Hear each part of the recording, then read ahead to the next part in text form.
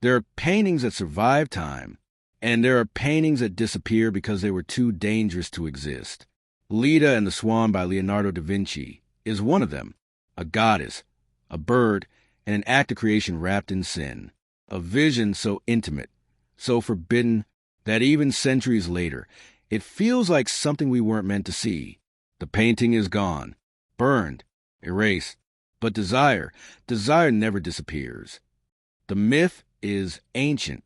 Zeus, the king of gods, descends from Olympus, not as thunder, but as a swan. He finds Leda by the river, and under the guise of gentleness, he takes her.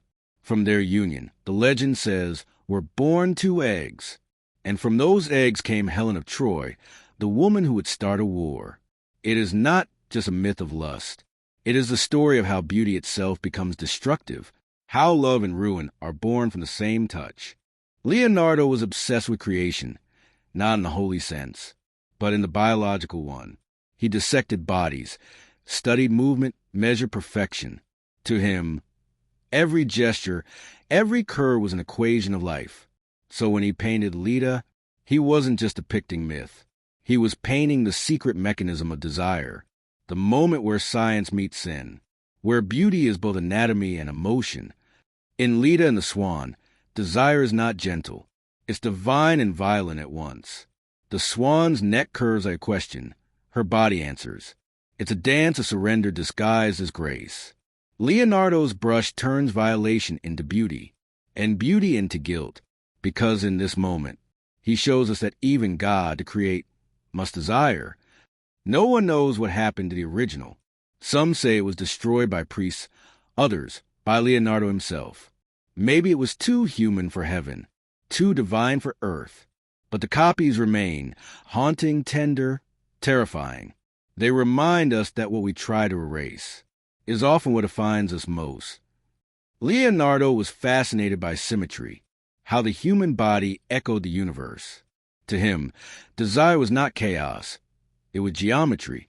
The curve of Leda's thigh mirrored the curve of the swan's neck, a perfect design where sin met balance. He saw no contradiction between love and logic, between the sacred and the sensual. In Leda and the Swan, desire becomes divine architecture, a structure built for motion, rhythm, and breath. Leonardo never painted vulgarity.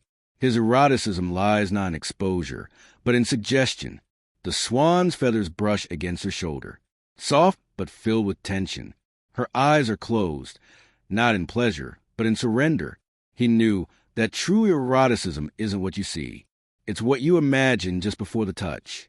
In that pause between purity and sin, the human and the divine share the same breath. For Leonardo, desire was not the enemy of God. It was his language. The act between Leda and the Swan was not meant to shock, but to reveal the paradox of creation, that all life begins in passion. In the Renaissance, this was heresy, to claim that divine creation and carnal pleasure came from the same source.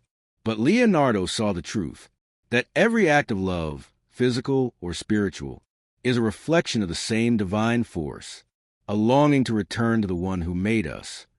Leonardo's Leda was more than art. It was a confession. He had painted the forbidden union of heaven and flesh, and in doing so, he broke the boundaries of both. To the church, it was blasphemy. To the human eye, it was perfection. And to Leonardo, it was truth, a truth too dangerous to survive. It wasn't destroyed because it was obscene. It was destroyed because it was honest. The swan is not just Zeus. It's the symbol of divine disguise, of how power hides itself inside beauty. Leonardo used the myth to ask a question that still haunts us today. Is desire a form of violence? When we love, do we conquer or do we surrender? In his painting, both are true. Leda's body is tense, but her face, serene. The moment is both assault and ascension, sin and salvation intertwined, a paradox that Leonardo saw in every heartbeat of life. In the Renaissance, to paint the body was already bold, but to paint desire, to make the divine crave, that was the ultimate rebellion. Leda and the Swan is not about a woman and a god. It's about the artist and his creation. Leonardo was the swan, gentle, brilliant, dangerous. And Leda was the world he couldn't stop loving. He didn't just paint temptation. He painted himself inside it. History tells us the painting vanished. Some say Leonardo burned it himself, as if the fire could purify what the brush had made. Others say it was destroyed by those who feared it, priests who saw in it not art, but temptation. But maybe it simply disappeared because it was too perfect, too human, too close to what we're not supposed to feel. There are whispers that Leonardo, near the end of his life, spoke of Leda not as a painting, but as a sin he could not wash away. After Leonardo's death, the Renaissance began to fade. The age of divine beauty gave way to fear, control, and silence. Art became cautious again, less about truth, more about obedience. But Leda survived in whispers, sketches, and memory. She haunted those who dared to believe. That beauty could be dangerous. That desire could be holy.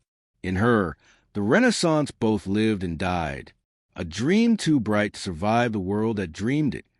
When you look at Leda and the Swan, you're not just looking at a myth. You're looking at yourself, at the part that wants to be touched, to be seen, to be forgiven. Leonardo didn't paint lust. He painted longing, the quiet ache that makes us human, the same ache that built cathedrals and burned witches, that wrote poems and started wars. He painted desire because he knew it's the one thing we all share with God. The painting is gone, but if you close your eyes, you can still hear it. The beating of wings, the sigh of surrender, the quiet voice that says, to love is to be devoured. And somewhere beneath the ashes of time, Leda still lies beside the Swan, half mortal, half divine, forever caught between sin and creation.